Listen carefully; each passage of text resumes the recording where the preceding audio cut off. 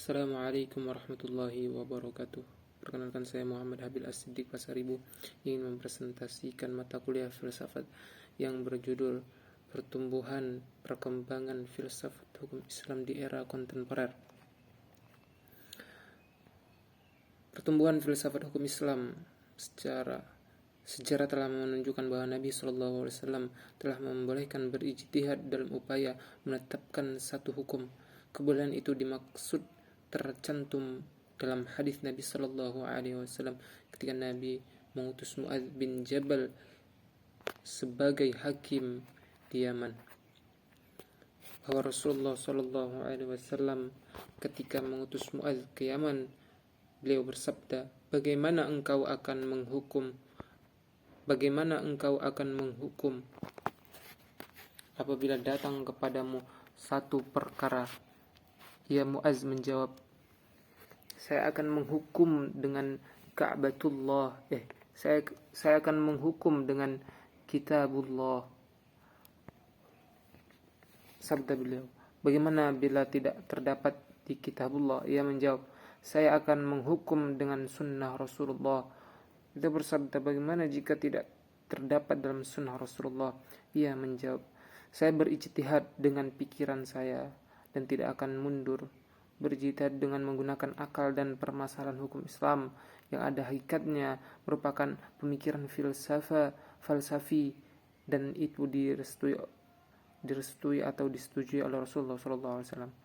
Bahkan lebih tegasnya lagi, Allah menyebutkan bahwa menggunakan akal dan pikiran atau berpikir falsafi itu sangat perlu dan memahami berbagai persoalan.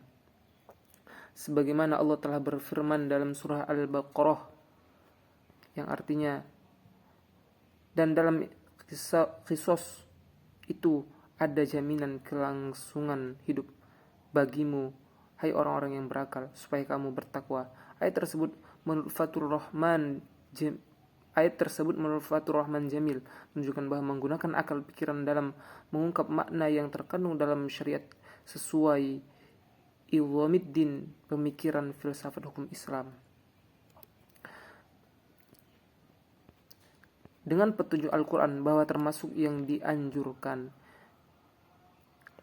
Yang kedua, perkembangan filsafat hukum Islam. Istilah filsafat hukum Islam ialah salah satu yang lazim digunakan di lingkungan fakultas hukum. Pada zaman Hindia Belanda dahulu berada di Indonesia, istilah yang digunakan dalam Wijsbergen van Rees sebagaimana yang terekam dalam kurikulum tahun 1933 yang terdapat dalam Almanak Reissok. Istilah ini sama dengan istilah Reis filsuf yang banyak digunakan para penulis filsafat hukum Belanda. Sementara para pakar hukum zaman menggunakan istilah filsuf des Reich. Menurut Juhaya S. Praja filsafat hukum Islam dikenal seperti halnya filsafat hukum yang ada di lingkungan Fakultas Hukum Indonesia, dan juga sebagai bagian dari kajian filsafat hukum Islam secara umum. Perkembangan filsafat hukum Islam semakin menunjukkan arti seiring dengan munculnya argumen teologis mempunyai peranan dalam semua ilmuddin, pemikiran dan filsafat hukum Islam.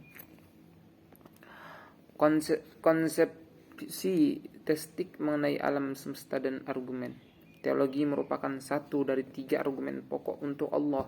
Lebih jauh, etika teologis merupakan salah satu problem benar atau salah. Ketika ilmu pengetahuan berkembang, bidang teologis menghilang lantaran kajian ilmu pengetahuan menjadikan realita yang berdasarkan panca indera yang tentu saja telah membentuk fisik, sementara filsafat merupakan kajian metafisik. Akan tetapi, etika teologis adalah cabang etika normatif yang menyatakan bahwa baik buruknya tindakan dari sudut pandang etika ditentukan oleh suatu tujuan tertentu.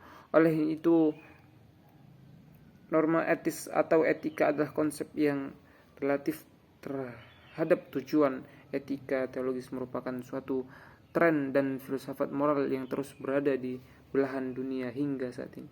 Aliran ini mengandung unsur-unsur naturalisme etik dan idealisme objektif. Moralitas menurut etika teologi hanya dapat dipahami jika persoalan didasarkan pada suatu maksud atau tujuan. Setiap tahap dan perkembangan suatu ditakdirkan dan disebabkan oleh penyesuaian cara yang ada dengan tujuan tersebut. Ibnu Sina yang termasyhur dalam ilmu kedokteran, begitupun dengan ilmuwan-ilmuwan yang lainnya. Dengan demikian dapat dikatakan bahwa setiap filsuf adalah ilmuwan karena filsafat itu sendiri berdiri atas ilmu pasti dan ilmu alam. Akan tetapi tidak semua ilmuwan itu adalah filsuf. Pada masa peradaban Islam mencapai kejayaan ketika itu, antara filsafat sains dengan agama berbaur menjadi satu hingga saling mempengaruhi. Akan tetapi perkembangan filsafat bagi orang yang datang belakangan amat disayangkan. Mereka telah merasa puas dengan membahas dan mengulas masalah-masalah filsafat saja tanpa berpijak pada dasar yang mendasarinya atau ilmu alam dan ilmu pasti. Akibatnya terputus hubungan filsafat dan sains bagaikan kepala tanpa badan dan tubuh tanpa roh. Kemudian hubungan keduanya mulai rukun setelah timur kembali mengambil sains. Namun saat ini konfirmasi yang dirasakan bukan lagi antara filsafat dan sains, melainkan antara filsafat dan agama. Hal inilah menurut Al-Ahwani salah satu penyebab yang menjadikan filsafat Islam berubah menjadi filsafat skolastik yang kering dan gersang, akarnya hanya tinggal agama.